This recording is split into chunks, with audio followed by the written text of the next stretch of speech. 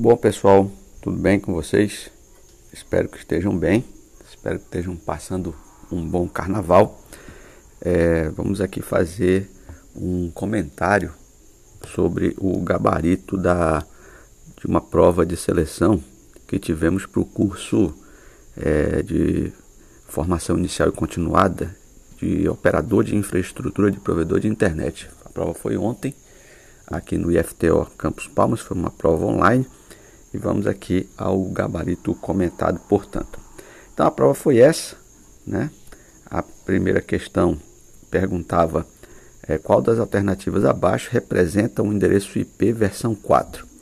Ora, você precisava pensar que o endereço IP versão 4 é formado por 4 octetos, né? Ou seja, 4 bytes. E cada octeto ele varia de 0 até 255, certo? Ou seja, na verdade, como é um octeto, o octeto normalmente é uma nomenclatura usado para binários, né? Então, na verdade, você tem 8 bits. Número 0,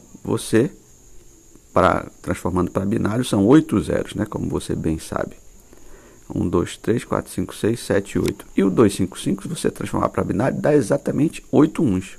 3, 4, 5, 6, 7, 8. Então você vai perceber que no endereço IPv4, versão 4, os octetos só podem estar variando entre esses números aí, né? 0 e tudo 1. Ou seja, ou o octeto está setado tudo para 0 ou está setado tudo para 1.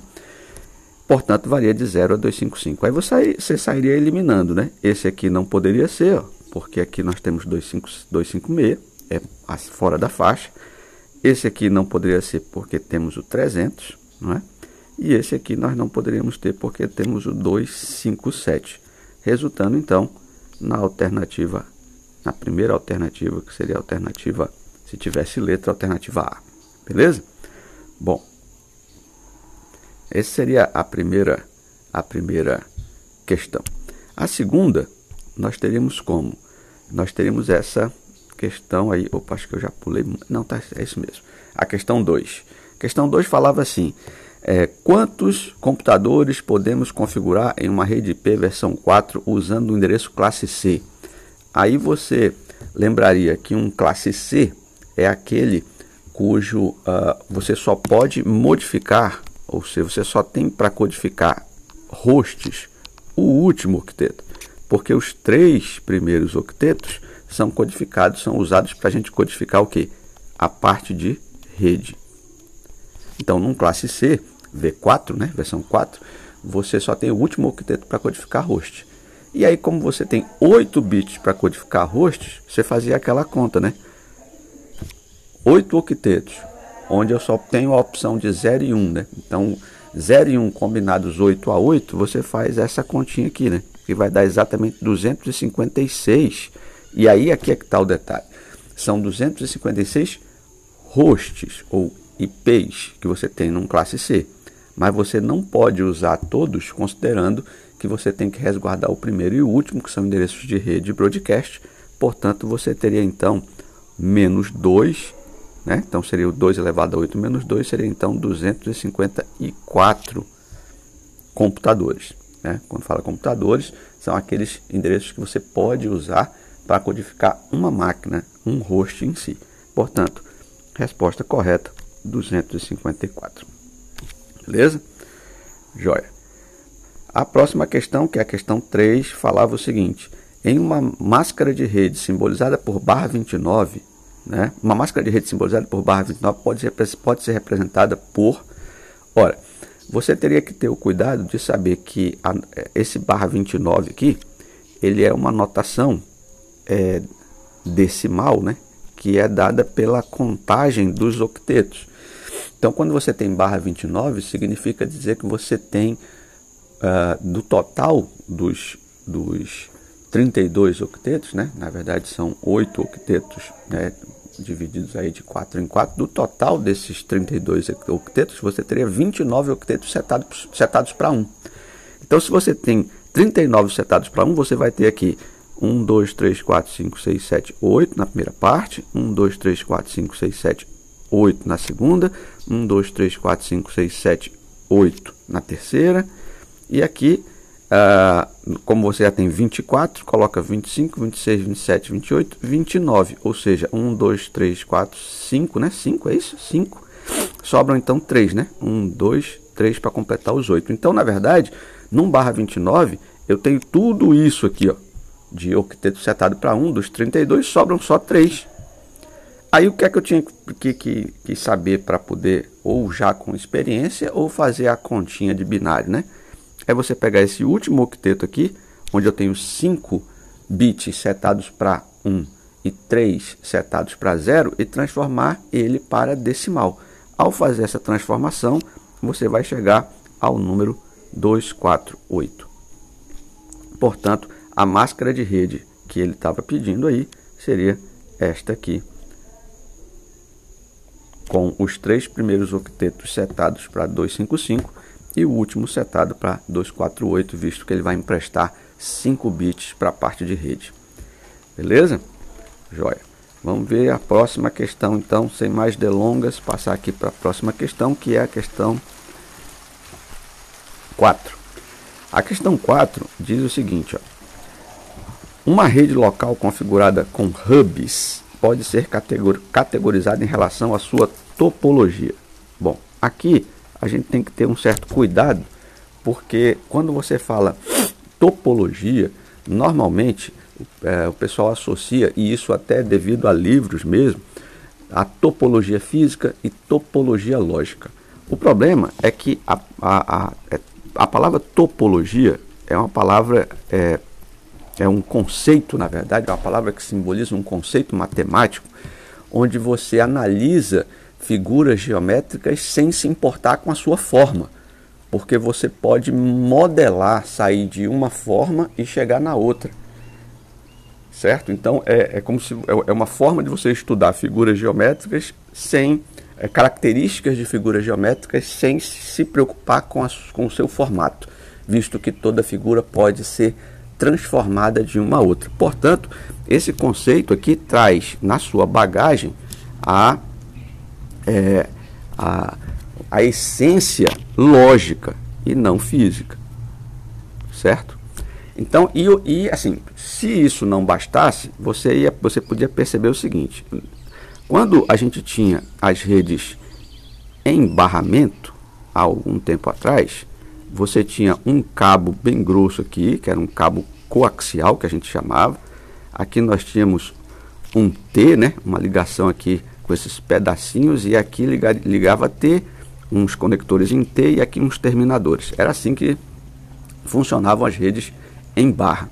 Ou seja, a informação que saía daqui para chegar aqui tinha necessariamente que passar por essa barra toda, portanto passava por aqui também, certo?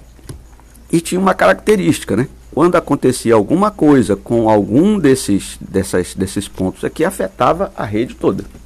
Beleza, essa era uma característica. Aí veio o padrão 10 base T. Não sei se vocês estão lembrados, que foi logo que a gente pegou e substituiu esse cabeamento coaxial pelo RJ45 e o seu famoso cabinho azul, né? Tá certo? Aquele cabo de rede que a gente conhece. Cabo UTP, portanto. E aí você passou a ter esses mesmos computadores ligados aqui em portazinhas lógicas do hub. Beleza? E aí, a partir daí, começou a se convencionar. Poxa, como a arquitetura, ou melhor, a topologia dita em estrela, concentra tudo num único hub, não é? De forma que a informação para sair daqui e chegar aqui tem que passar pelo concentrador. Então isso é uma topologia em estrela. Mas a gente não pode esquecer que a topologia é um conceito que carrega lógica em cima e não física, né? Carrega características lógicas e não físicas. E aí você, analisando com cuidado isso, né, o que eu acabei de dizer da palavra topologia em si e da característica da rede em barra, que era justamente ser impactada totalmente pelo comportamento de uma estação só, Me diga se você já experimentou a rede switch. Você deve ter visto que se alguém está usando uma máquina bem aqui, e eu tenho, por exemplo, numa situação hipotética, um switch 10/100, um hub 10/100, e aqui eu tenho uma máquina, né? Vou até botar em vermelho. Eu tenho uma máquina com placa de rede 100 megabits, aqui uma placa de rede com 100 megabits, e essa bendita bem aqui entra no meu hub com uma placa de rede de 10 megabits. O que é que vai acontecer com toda a minha rede? Se você teve essa experiência, você vai perceber que isso tudo, isso se for um hub, né, puro, não esses hub switches, nessas coisas híbridas que a gente vem experimentando por aí, se for um hub puro, você vai perceber que toda a rede vai cair para 10 megabits.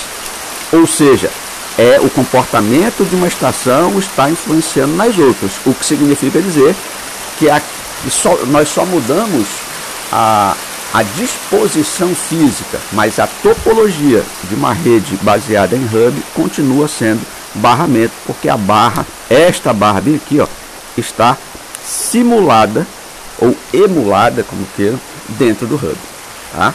Ao contrário dos switches que a gente já pode imaginar. Então você podia estar muito convicto em marcar estrela, mas na verdade, como a gente está falando de topologia de redes baseadas em hub, a resposta correta seria barramento ou barra.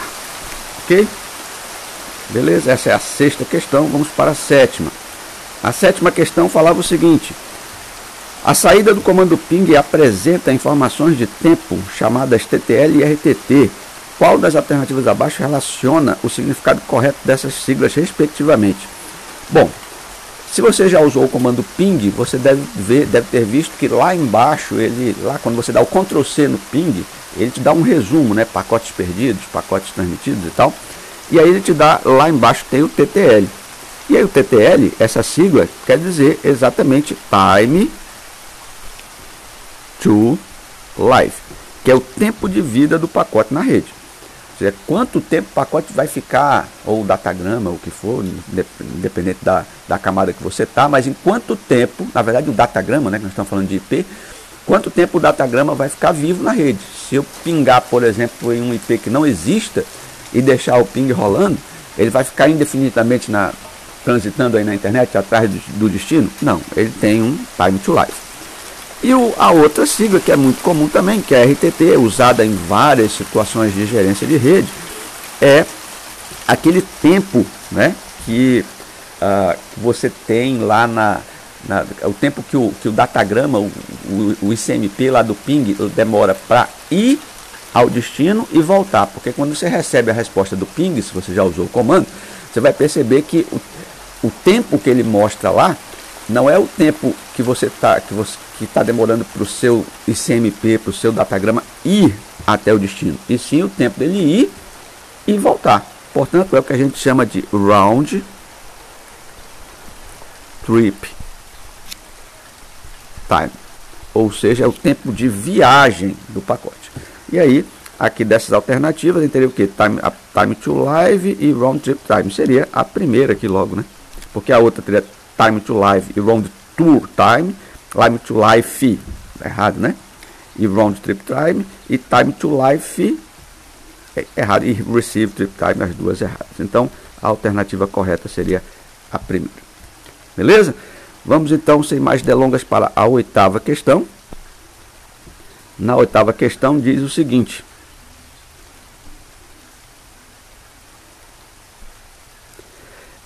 qual a camada do modelo de referência OSI onde o roteamento IP é implementado?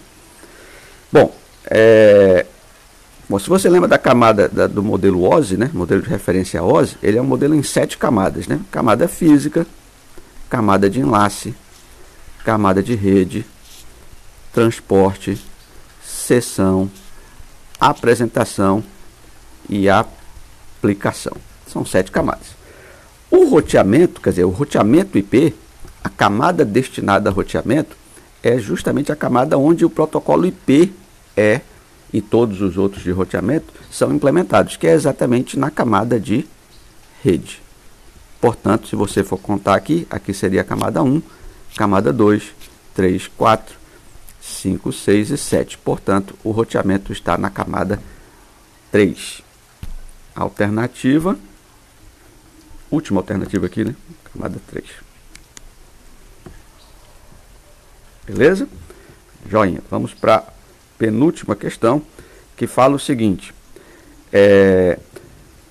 Qual as informações básicas a serem configuradas para que uma máquina cliente acesse a internet? Essa questão é muito legal, porque normalmente a prática nos leva a respostas não tão completas, né?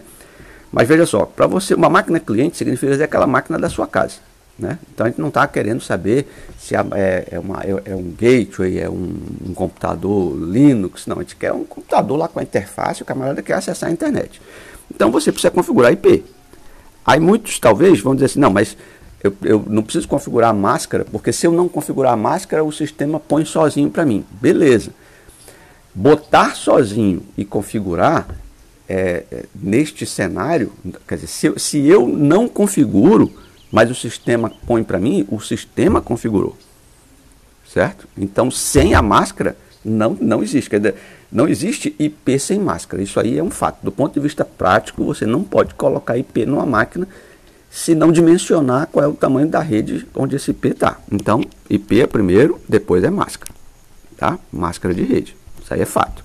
Ora, se eu coloquei IP e máscara, para minha máquina conseguir entender como é que ela faz para acessar qualquer máquina que esteja fora da minha rede, ela precisa de uma porta de saída. E essa porta de saída normalmente é o gateway, que a gente chama. Então, lá no Windows, quando você configura, tem exatamente essa sequência lá, né? IP, máscara, aí depois tem um negócio chamado gateway padrão. É esse cara aí. Então, já as 3 informações. Com isso, a máquina já está na internet, certo? Certo. Para nós que somos técnicos, beleza, a gente pode abrir o navegador e colocar o endereço IP do site que eu quero acessar. Mas e o usuário comum? Ele vai colocar o IP do site do UOL, o IP do site do IFTO, o IP do site sei lá de quê? Não, ele vai querer acessar pelo domínio, né? Da rádio CBN, da não sei o quê, vai colocar lá a URL. Para essa URL funcionar, é preciso que tenha configurado o DNS, que é o resolvedor de nomes, ou o sistema que resolve nomes de domínio, né? Chamado DNS.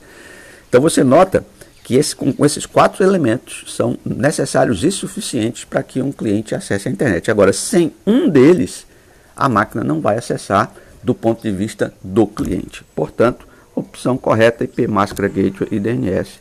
Opção 1. Ok? E vamos então para a última questão. As 2 últimas, né? Na verdade. Na verdade, ainda tem mais aqui. Eu estou olhando pelo número aqui, né? Estou na 8 ainda. Então, ainda temos aqui 8, 9, 10. Temos 3. Então, vamos lá. Essa aqui diz o seguinte. Em relação ao número de interfaces, né? É correto afirmar de gateways e roteadores. Bom, aqui é uma questão conceitual. Observe o seguinte. O conceito de gateway nos remete a uma... bom, se você for usar o significado da palavra, se você traduzir gateway, é portão, né? Portão, porta, como queira, numa tradução livre.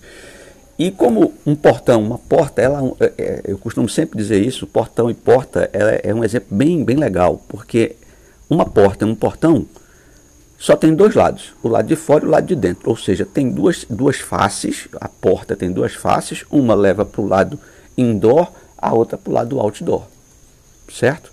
Esse conceito foi importado para gateway, em termos de computação, em termos de rede.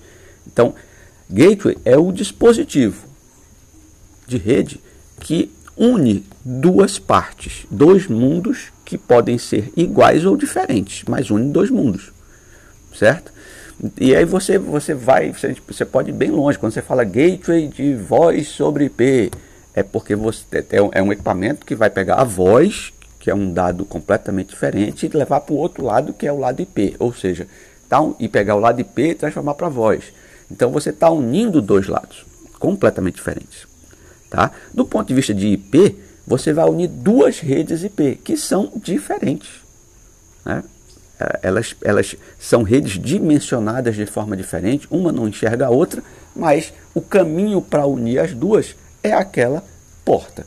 Portanto, o gateway ele tem que ter pelo menos duas interfaces, ou seja, não existe gateway com uma interface só, interface de rede.